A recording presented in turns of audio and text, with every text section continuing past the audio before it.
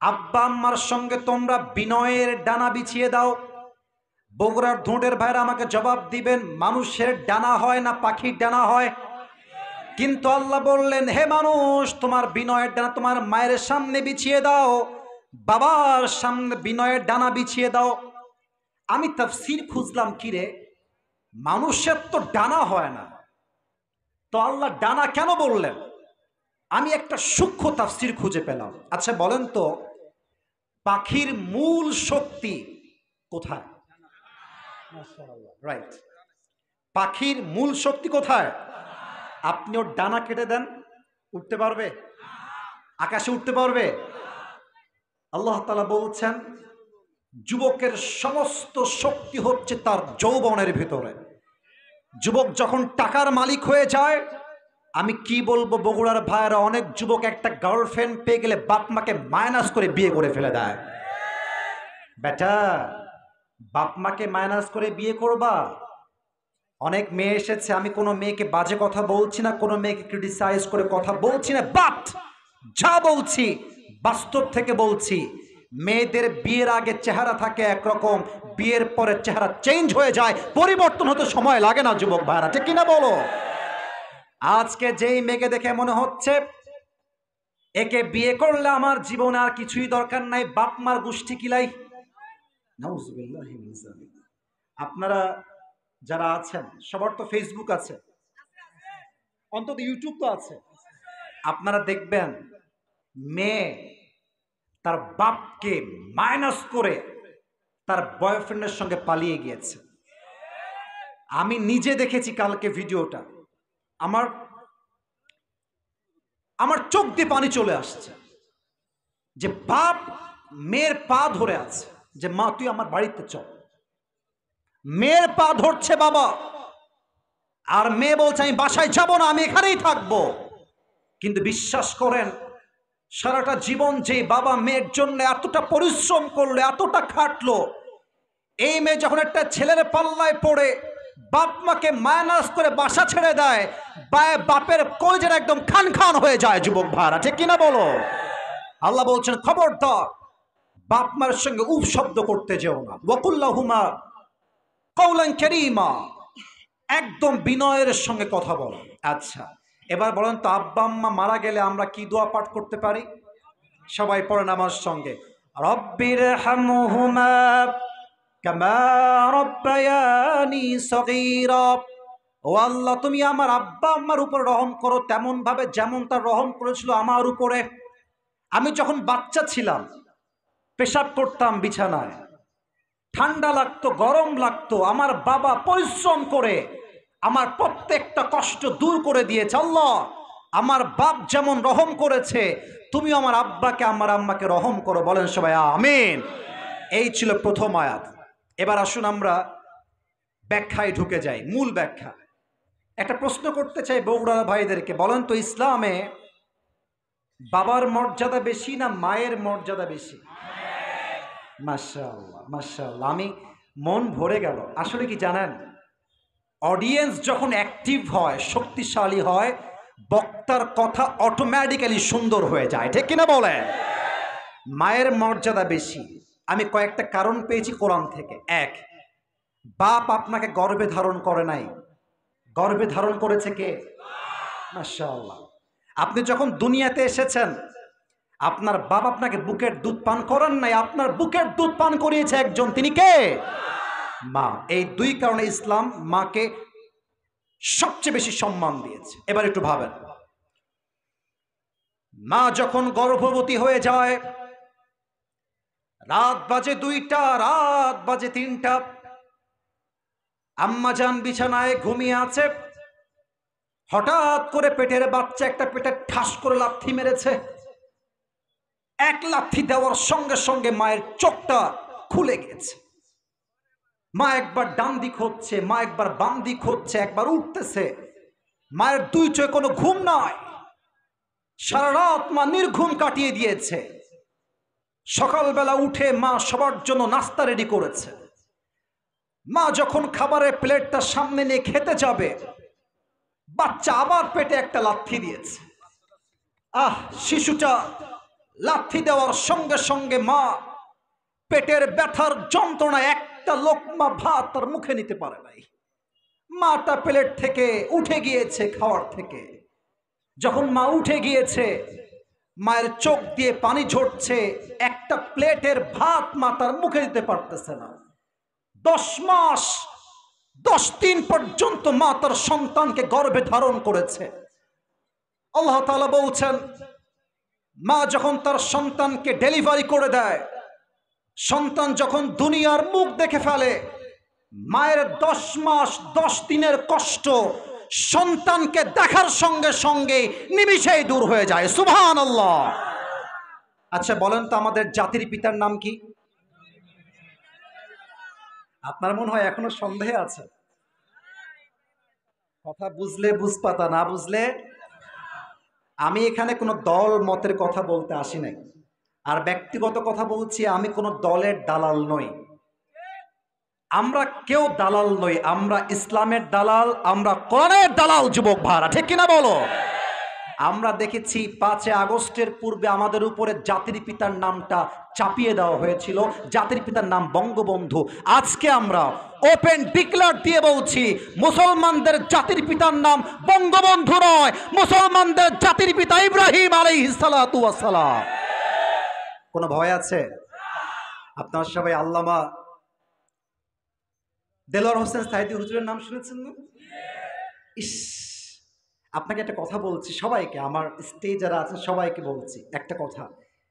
এটা আমার মিডিয়ায় রেকর্ড হচ্ছে, যে মিডিয়ার ভাইরা যারা এসেছেন ডানে বামে, এই কথাটা আপনারা কাট করে আপলোড দিবেন। এই কথাটা এখন যেটা বলবো, সাঈদী হুজুরের ওয়াজ আমি কতগুলো শুনেছি এটা আমি আপনাকে সংখ্যায় বলতে পারবো না, তবে বিশ্বাস করেন আমার কথা, সাঈদী হুজুরের জীবনের সবচেয়ে সেরা ওয়াজ আমার ব্যক্তিগত পয়েন্ট অনুযায়ী উনি বগুড়ার মাটিতে শ্রেষ্ঠ ওয়াজ করেছেন। শ্রেষ্ঠ ওয়াজ আপনি সার্চ করেন, আমার কথা যদি মিথ্যা মনে হয় আপনি সার্চ করেন। উনি সেই ওয়াজে বলেছিলেন, তোমরা কোন নেতার পেছনে দৌড়াও, তুমি যেই নেতার পেছনে দৌড়াও, তুমি কি বলতে পারবা যে সেই নেতা কখনো জেনা করে নাই? তুমি যেই নেতার পেছনে দৌড়াও, তুমি কি বলতে পারবা তোমার সেই নেতা দেশের টাকা মেরে খায় নাই? তুমি যেই নেতার পেছনে দৌড়াও, তুমি কি তোমার বুকে হাত রেখে বলতে পারবা যে নেতার চরিত্র ফুলের মতো পবিত্র? আর নেতা তো সেই নেতাই আসল নেতা, যেই নেতা সাহাবা একরামদেরকে নিয়ে বলে, হে সাহাবীরা, তোমরা আমার মাঝে যেই চরিত্র দেখো, যে আদর্শ দেখো, মানুষের সামনে খুলে খুলে আমার আদর্শের কথা প্রকাশ করে দাও। আল্লাহু আকবার। আর উনি একটা কথা বলতেন, আমরা হক কথা বললেই আমাদেরকে গালি দেওয়া হয়। 3টা গালি, দেখেন তো মেলে কিনা। এক হচ্ছে রাজাকার। আপনারা ভয় পাচ্ছেন, হক কথা বললে 1 নাম্বার ট্যাগ আসতো রাজাকার। বলেন সবাই কি কা? 2 হচ্ছে মৌলবাদ, 3 হচ্ছে জঙ্গিবাদ। তো উনি একটা গভীর কথা বলতেন, এটা বগুড়ার মাহফিলে তিনি বলেছিলেন যে আমাদেরকে যতই মৌলবাদী বলে গালি দাও, আমরা রাগ করি না। কেন রাগ করি না? মৌল আসছে মূল থেকে। বগুড়ার সুলপুলেরা আওয়াজ কথা কম, বোঝেন ভালো, কাজে দিবে। মৌল আসছে মূল থেকে। উনি বলতেন, মূল মানে হচ্ছে গোড়া, মূল মানে হচ্ছে শেখর, মূল মানে কোরআন, মূল মানে হাদিস। আর তোমরা যারা আমাদেরকে মৌলবাদী বলে গালি দাও, তারা সব আগাবাদী। এবার কোন আপনারাই, এবার বিচার আপনাদের হাতেই দিলাম। বলেন তো, গাছের গোড়ায় শক্তি বেশি হয় না আগায়? আগায় না গোড়ায়? উনি বলতেন, আমরা থাকি গাছের গোড়ায়, তোমরা থাকো গাছের আগায়। বাড়াবাড়ি বেশি কইরো না, আলেমদেরকে ধরে জেলখানায় বন্দী করো না। বেশি বাড়াবাড়ি করলে সময় আসবে এমন 16 কোটি মানুষ মিলে গাছের গোড়ায় একটা ঝাঁকুনি মারবে, মামুর বাড়ি দিল্লি গিয়ে পড়বা, দিল্লি গিয়ে তারা সবাই পড়েছে। এটা কোনো রাজনীতির বক্তব্য নয়। যদি এটাকে কেউ রাজনীতির বক্তব্য হিসেবে ধরতে চায়, তবে বুঝতে হবে সে স্বৈরাচারের দালাল বগুড়ার ভাইরা। ঠিক কিনা বলেন? উনি বলতেন, উনি কি বলতেন, এটা আমি বাস্তবে মিল পেয়েছি। উনি বলতেন, তোমরা আমাকে ধরবা, জেলে দিবা, বন্দি করবা, হত্যা করবা, তবে মাথায় রেখো আমি সাইদি হয়তো একদিন থাকবো না, বাট আমি সাইদিকে হত্যা করলে কি হবে, আগামীতে হাজার হাজার সাইদি আল্লাহ নিজেই পাঠিয়ে দিবে যুবক ভাইরা। তার প্রমাণ হচ্ছে আমাদের সকলের প্রিয় রাহবার আল্লামা ডক্টর মিজানুর রহমান আজহারী হুজুর। কিসের সেলিব্রিটি, নায়ক বলেন, গায়ক বলেন, ইন্টারন্যাশনাল ফুটবল প্লেয়ার থেকে শুরু করে ক্রিকেটার, সবাইকে আপনি এক মঞ্চে নিয়ে আসেন। এটা আমি আগেও বলেছি, আজও বলছি, সবাইকে আপনি এক কাতারে নিয়ে আসেন আর আজহারীকে একটা মাঠে নিয়ে আসেন, গ্যারান্টি দিয়ে বলতে পারবো সবার লোক যে পরিমাণ হবে, আজহারীর লোক তার চাইতে কমপক্ষে 90 ভাগ বেশি হবে বগুড়ার ভাড়া। আমি এটা অহংকার নিয়ে বলি নাই, আমি আমার কোনো ইগো থেকে বলি নাই, আমি বলতে চাই ইসলাম এমন একটা ধর্ম, কোরআন এমন একটা কিতাব, এই কিতাব যার ভেতর ঢুকে যায় তার ভালোবাসা রুখে দেওয়ার সাধ্য জমিনে কারো নয়। আমি বলতেছিলাম জাতির পিতার নাম বঙ্গবন্ধু নয়, জাতির পিতার নাম, আর একটু ক্লিয়ার হয়ে যায়, জাতির পিতার নাম বঙ্গবন্ধু না জাতির পিতার নাম ইব্রাহিম আলাইহিস সালাম। আচ্ছা ভাইরা, রাত তো 12টা বেজেই গেল, 1 ঘন্টা তো ওয়াজ হয়ে গেল, আরেকটু ওয়াজ কি করা যায় না?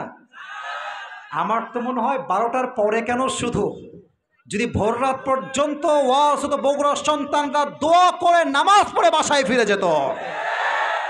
আচ্ছা, একজন যুবক বাম থেকে দাঁড়াবেন, দাঁড়িয়ে একটা তাকবীর দিবেন, লিল্লাহি তাকবীর। কে আছে বাঘের বাচ্চা? আচ্ছা, সামনে কেউ আছে? হ্যাঁ দাঁড়াও, লিল্লাহি তাকবীর দিবা, স্লোগান দেখা যাক। হ্যাঁ তাকবীর দাও।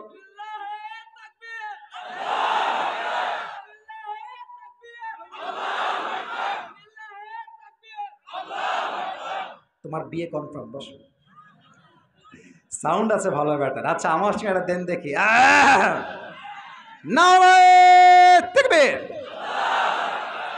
এখন আমি যে হাদিসটা বলবো, হাদিসের রেফারেন্স হচ্ছে বুখারী শরীফ। হাদিসের ক্ষেত্রে এর চাইতে অথেন্টিক হাদিস কি আর কোনোটা হতে পারে ভাই? সবচেয়ে হায়ার লেভেল বুখারী শরীফ। হাদিসে এসেছে ইব্রাহিম আলাইহিস সালাতু ওয়াস সালামের সন্তানের নাম হচ্ছে ইসমাঈল আলাইহিস সালাতু ওয়াস সালাম। বলেন তো ইসমাঈলের মায়ের নাম কি ছিল? একটা ভুল ধরাই দি ভালোবাসার সাথে, হাজরা নাই, নাম হচ্ছে বিবি হাজার। না না, আমি আপনার ভুল ধরাচ্ছি ভালোবাসার সাথে, এটা কোনো অপমান নয়। আমরা বলি বিবি হাজরা, না, উচ্চারণটা হচ্ছে বিবি হাজার। আচ্ছা, ইসমাঈল আলাইহিস সালাম যখন বড় হলেন, তিনি বনু জুরহুম গোত্র থেকে একজন মেয়েকে বিয়ে করলেন। তো ঘটনা এসেছে হাদিসে, একদিন ইব্রাহিম আলাইহিস সালাতু ওয়াস সালাম ছদ্মবেশে ইসমাইলের বাসায় আসছে, এসে দরজায় নক করেছে, বলছে কেউ কি বাসায় আছে? ইসমাইল আলাইহিস সালামের স্ত্রী বলেছে হ্যাঁ বাসায় আছি, কি লাগবে বলেন। ইব্রাহিম আলাইহিস সালাম ডাক দিয়ে বলছে ইসমাইল কোথায়, সে কি বাসায় আছে নাকি? বলছে না না বাসায় নাই, আপনার কি দরকার বলেন। বলছে ইসমাইল কেমন আছে, সে কেমন স্বামী? বলছে একদম ভালো স্বামী না। মা তুমি কেমন আছো? বলছে আমি একদম ভালো নাই। কিছু কিছু মেয়ে আছে দেখবেন, এখানে স্বামী যারা আছেন ভাই, আপনারা আমার দুঃখ বুঝবেন, আর যাদের বউ নাই তারা আগামীতে আমার দুঃখ বুঝবা। যাদের বউ আছে এবং ডিমান্ডই বেশি, তারাই বুঝে বউ পালার যন্ত্রণা কত বেশি, ঠিক কিনা?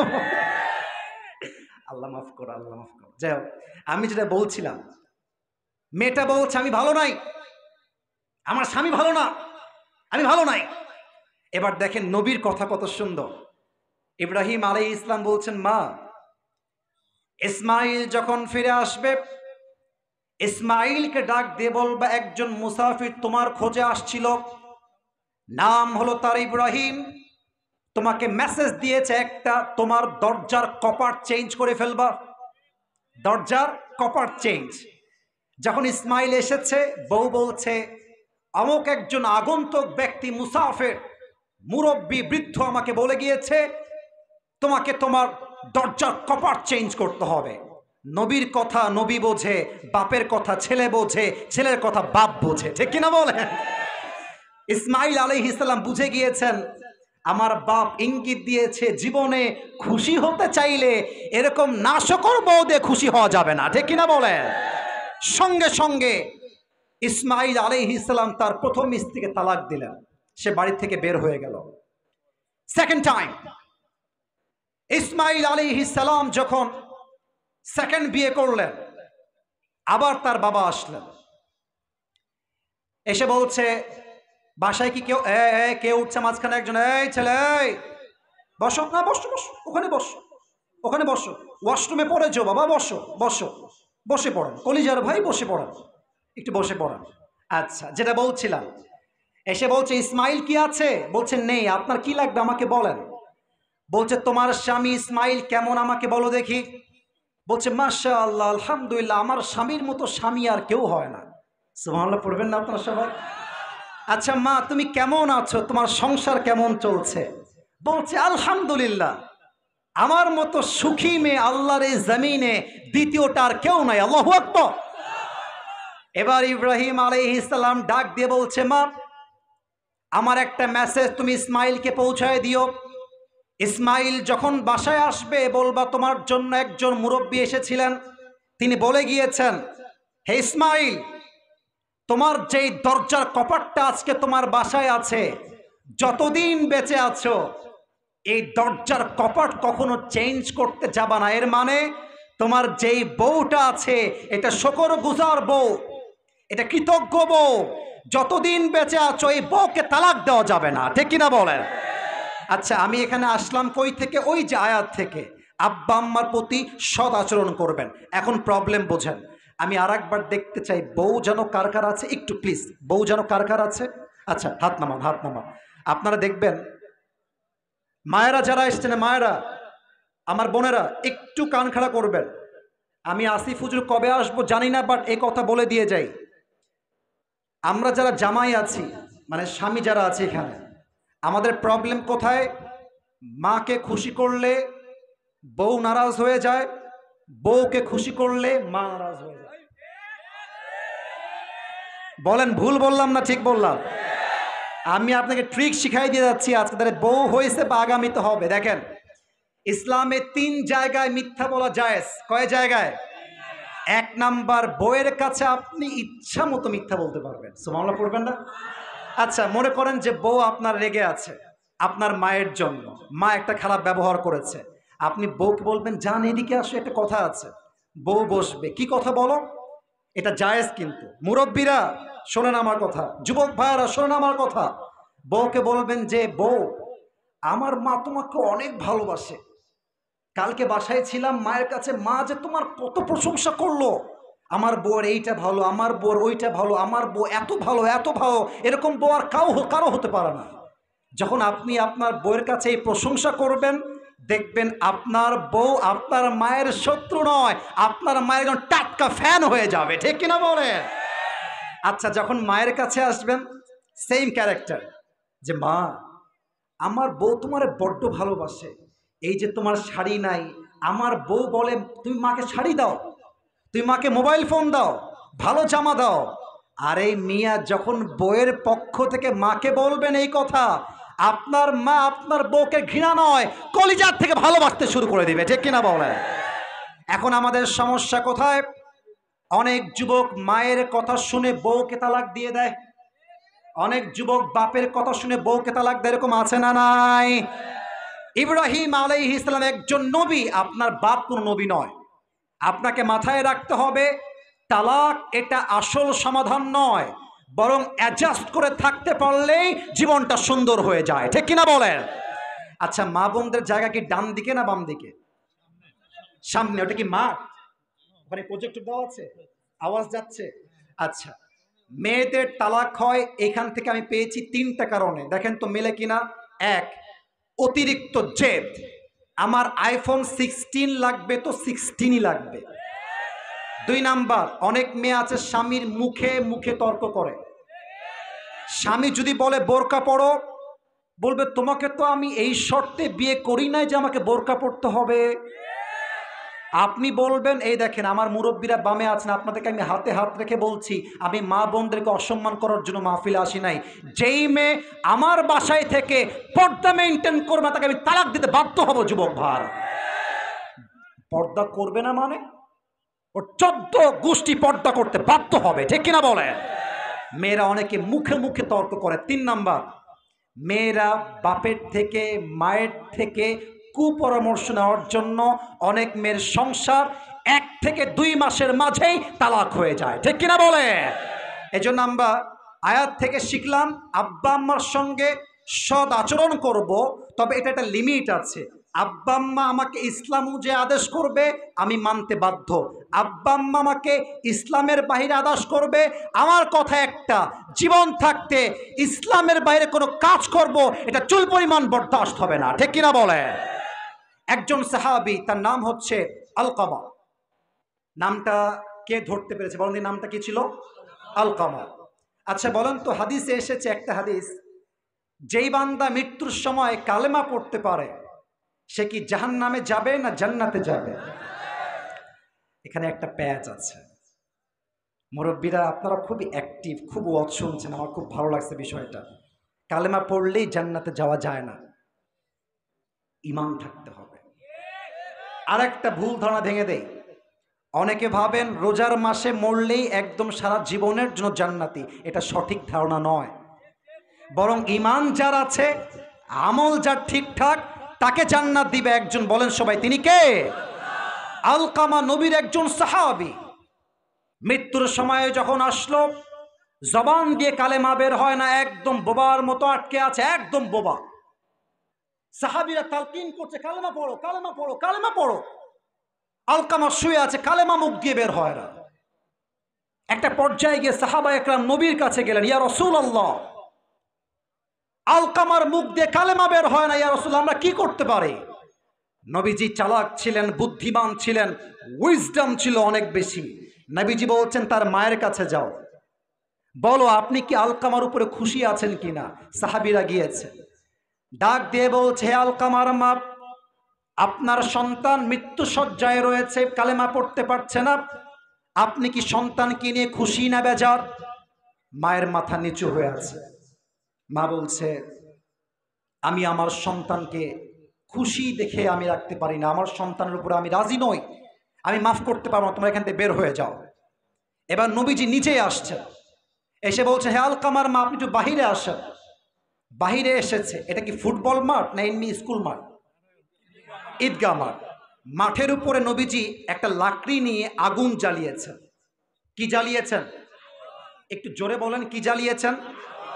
আর বলছেন, সাহাবা একরাম শোনো, আলকামাকে নিয়ে এসে তোমরা আগুনে ফেলিয়ে দাও, যাও নিয়ে আসো সবাই। মা দাঁড়িয়ে আছে। মা বলছে, ইয়া রাসূলুল্লাহ, না না না, আমার সন্তানকে আগুনে ফেলবেন না, প্লিজ, এটা করবেন না। রাসূল বলছেন, আম্মা জান, আপনার সন্তানকে আপনি দুনিয়া আগুনে পড়তে সহ্য করতে পারবেন না, আর আপনার সন্তান জাহান্নামের আগুনে পড়বে, এটা আপনি কেমনে সহ্য করবেন? আম্মা জান মাফ করে দেন। আম্মা সঙ্গে সঙ্গে মাফ করে দিয়েছেন, আর আলকামার মুখ দিয়ে কালেমা জারি করে দিয়ে একজন দিয়েছে একজন। বলেন সবাই, তিনি কে? এজন্য আব্বা আম্মার দোয়া ছাড়া মৃত্যুর সময় জবানে কালেমা জারি হতে পারে? প্রিয় ভাইরা, বাজে হচ্ছে 12টা 10। আমরা অনেক প্রশ্ন পেয়েছি, অনেক কিছু পেয়েছি, তবে একটা কথা কি জানেন, আপনারা এত শান্ত পরিবেশ দিয়ে প্রমাণ করেছেন বগুড়ার মানুষ আসলেই ইসলামকে ভালোবাসে। আচ্ছা, বগুড়ার একটা সুনাম আছে যে বগুড়ার সুলপুল যেখানেই যায়, যেই স্কুলে যাক, যেই কলেজে যাক, দেখবেন যত ছাত্র টপ র্যাঙ্কে থাকে বগুড়ার সন্তানরা 1 নাম্বার রেজাল্ট গেইন করে, ঠিক কিনা বলে? তো আমি এখনো ওয়াজটা শেষ করতে পারি না, আরেকটু অংশ বাকি আছে, পুরস্কারটা দিয়ে শেষ করব। রাত যদি 12টা 30ও বাজে তাও আমরা থাকতে রাজি আছি না ইনশাআল্লাহ? একটু হাত তোলেন তো সবাই, দেখি একটু হাত তোলেন সবাই, একটা কাশি দেন। দেখি বাঘের বাচ্চারা কি মরে গেছে না জেগে আছে? নারায়ে তাকবীর। আল কোরআনের আলো, আল হাদিসের আলো,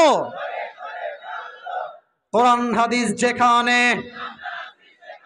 আলেম ওলামা যেখানে, বগুড়াবাসী যেখানে, আল্লাহ যেন কবুল করে। পড়েন সবাই আমিন। সর্বশেষ একটা হাদিস বলেই পুরস্কার দিব, যদি কমিটি আমাকে পারমিশন দেয় প্রশ্ন করব, আদারওয়াইজ আমরা পুরস্কার দিয়েই দোয়ার দিকে যাব। বলেন সবাই আওয়াজ করে ইনশাআল্লাহ। বলেন তো আমাদের শেষ নবীর নাম কি?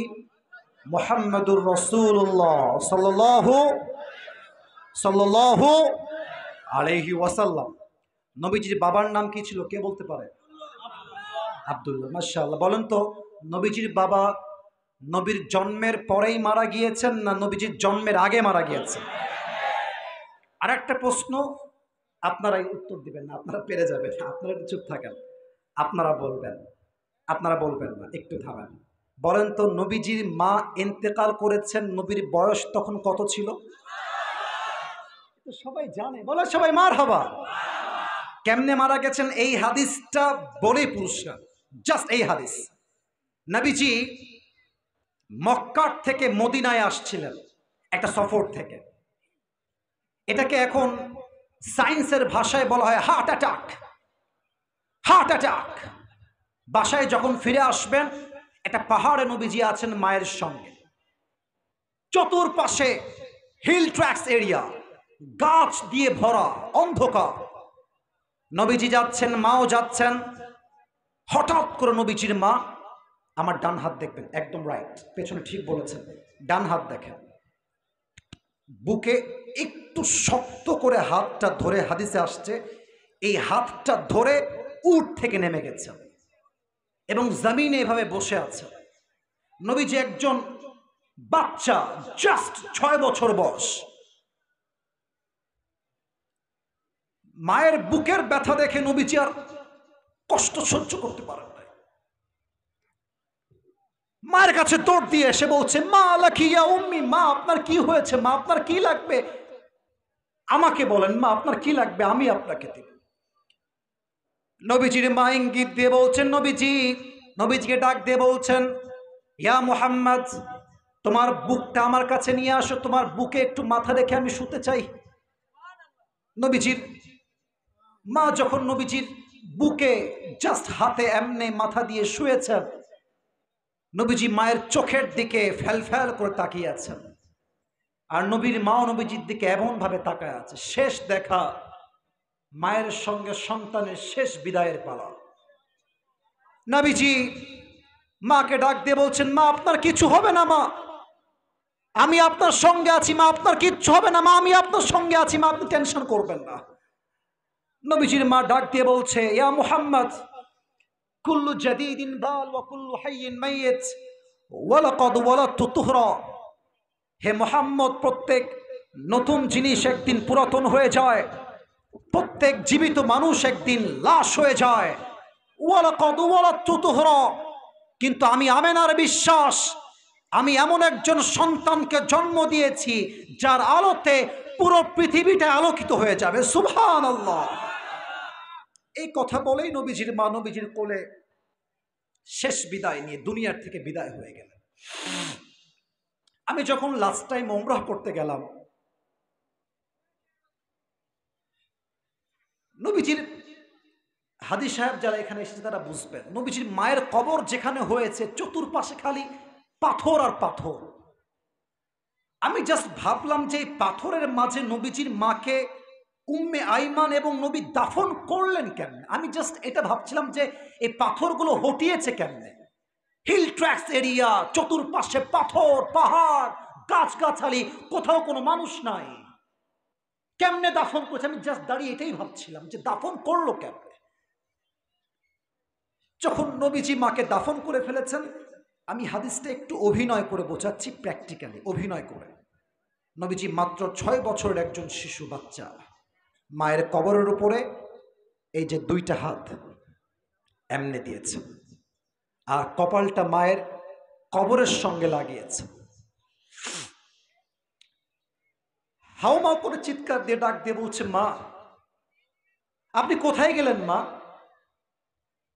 আমার তো বাবা নাই, আমার তো কেউ নাই, আপনি ছাড়া দূরে তো আমার পুরো অন্ধকার দুনিয়াটা, মা আপনি কোথায় গেলেন? আসেন মা, উঠে আসেন, আমি আপনার সন্তান, আপনার অপেক্ষায় আছি মা, আপনাকে ছাড়া আমি কোথাও যাব। হাদিসে আসছে উম্মে আইমান দাসী ছিলেন, নবীজির ডান হাতটা এমনি ধরে ছেঁচড়ায় ছেঁচড়ায় পেছনে নিয়ে গেছে। যখন পাহাড় থেকে নিচে নামিয়েছে নবীজিকে, নবীজি উম্মে আইমানের হাতটাকে এমনি ছাড়িয়ে আবার মায়ের কবরে দৌড় দিয়ে আসছে। বলছে আমি আমার মাকে ছাড়া কোথাও যাব না, আমি মাকে নিয়ে যাব, আমি মাকে ছাড়া কোথাও যাব। উম্মে আইমান আবার নবীজিকে ধরে বাসায় নিয়ে আসছে, খুব জোর করে শক্ত করে। দীর্ঘ 57 বছর পর নবীর বয়স যখন 63, নবীজি মায়ের কবরে আবার আসছেন।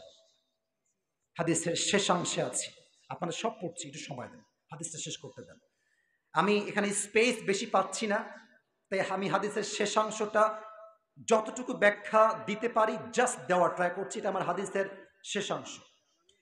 এই ডান হাঁটু হাদিসে আসছে নবীজি উঠিয়েছেন, বাম হাঁটু নবীজি উঠিয়েছেন এই বুক বরাবর, একদম বাচ্চা শিশুর মতো দুইটা হাঁটু বুকের কাছে দিয়েছেন। এবার আমার দুই হাত দেখেন, এই দুইটা হাত এমনি দিয়ে মাথাটা নিচু করে মায়ের জন্য নবীজি হাউমাউ হাউমাউ করে কান্না শুরু করে দিয়েছেন। সুবহানাল্লাহ। আর নবীজি মায়ের জন্য 3টা কথা বললেন। এক, আম্মা জান, আপনি দুনিয়া থেকে যাওয়ার পরে বুঝতে পারছি দুনিয়াতে আসলে মায়ের মতো ভালো সন্তানকে দ্বিতীয় আর কেউ বাঁচতে পারে না। বলেন আমার কথা ভুল বললাম না ঠিক বলেন? বলেন, মায়ের মতো সন্তানকে কেউ ভালোবাসতে পারে না। 2 নাম্বার, আম্মা আপনি যদি বেঁচে থাকতেন, আমি মায়ের সম্মান বোঝাবার জন্য এর চেয়ে কোনো দামি হাদিস আমার কাছে নাই। আমার কোনো ইলম নাই, আমার কোনো জ্ঞান নাই, আপনারা আমাকে বসিয়েছেন, আমার কোনো যোগ্যতা নাই। কিন্তু এই হাদিসের মতো দামি হাদিস মায়ের জন্য আমার কাছে সেকেন্ড কোনো হাদিস আর নাই। নবীজি বলছেন, মা আপনি যদি বেঁচে থাকতেন আর আমি এশার নামাজ জন্য দাঁড়াইতাম, আল্লাহু আকবার, আমি সানা পড়ছি সুবহানাকাল্লাহুম্মা ওয়া বিহামদিকা ওয়া তাবারাকা ইসমুকা ওয়া তাআলা জাদ্দুকা ওয়া লা ইলাহা গায়রুক। আমি নামাজ পড়ছি, নামাজ চলছে, আমি ইমাম হয়ে দাঁড়িয়ে আছি।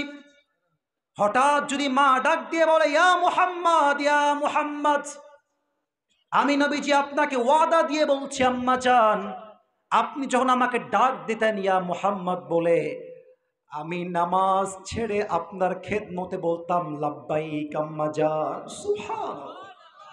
মা আপনি ডাকতে দেরি হতো, আমার সারা দিতে এক মুহূর্ত দেরি হতো না। আল্লাহু আকবার। 3 নাম্বার কথা, নবীজি বলছেন আম্মা জান, এই যুবক কান খাড়া করো, যারা মেয়েরা এসেছেন, মেয়েরা মেয়েরা মেয়েরা আম্মা জান বোনেরা প্লিজ কানটা খাড়া করবেন। শেষ কথা, আম্মা আপনি যদি বেঁচে থাকতেন, আমি মুহাম্মদ আপনার এত খেদমত করতাম,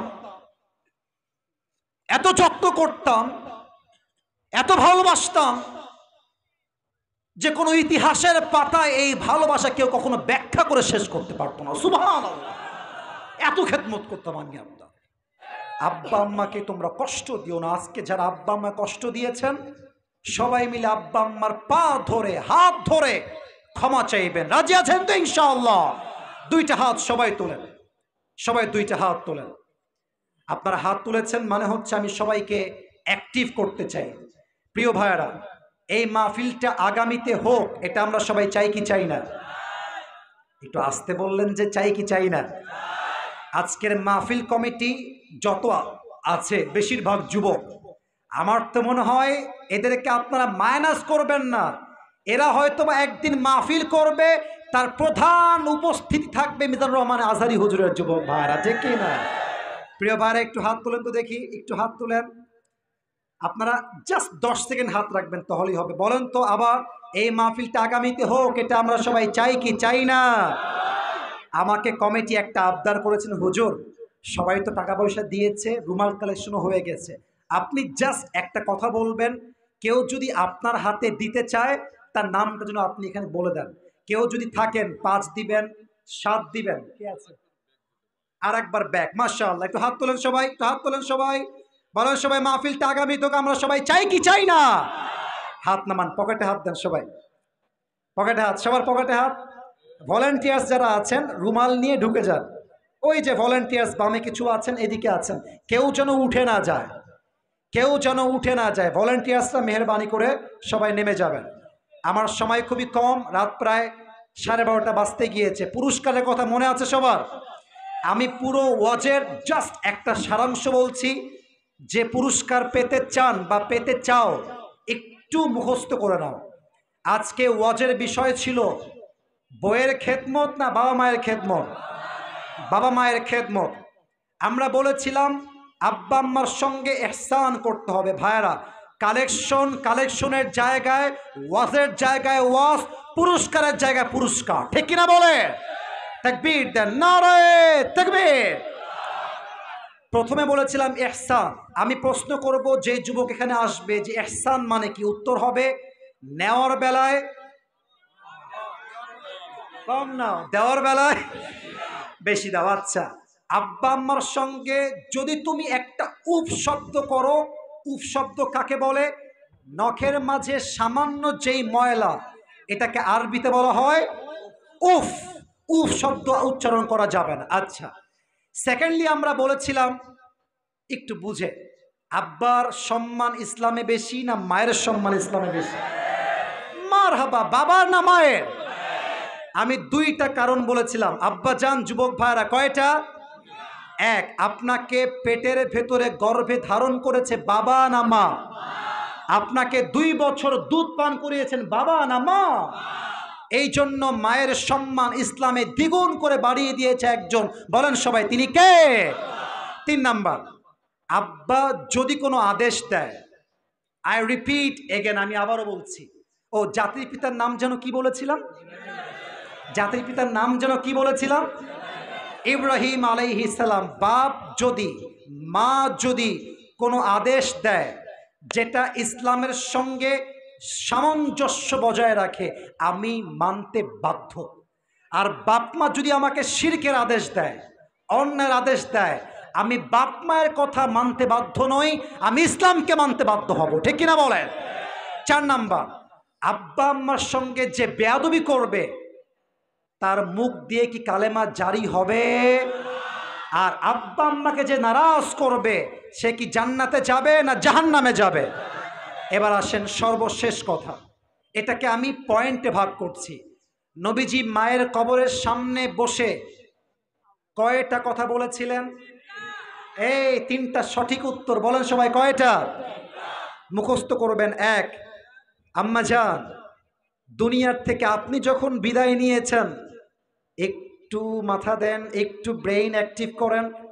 আম্মা জান, আপনি দুনিয়ার থেকে বিদায় নেওয়ার পরে বুঝতে পেরেছি মায়ের মতো ভালো দুনিয়াতে আর কেউ বাঁচতে পারে না, ঠিক কিনা বলেন? 2 নাম্বার, মা, আপনি যদি বেঁচে থাকতেন আপনার খেদমত আমি এত বেশি করতাম যে আমি এশার নামাজে দাঁড়াইতাম আল্লাহু আকবার, আমি নামাজের ইমাম হয়ে দাঁড়িয়ে আছি, আর আপনি ডাকতেন ইয়া মুহাম্মদ, আমি নামাজ ছেড়েই বলতাম লাব্বাইক আম্মা জান, আল্লাহু আকবার। 2 নাম্বার, শেষ কথা, আম্মা জান, আপনি যদি বেঁচে থাকতেন আমি আপনার এত খেদমত করতাম, ইতিহাসের পাতায় মানুষ আপনার খেদমতের ইতিহাস লেখে কখনো শেষ করতে পারতো না। সুবহানাল্লাহ।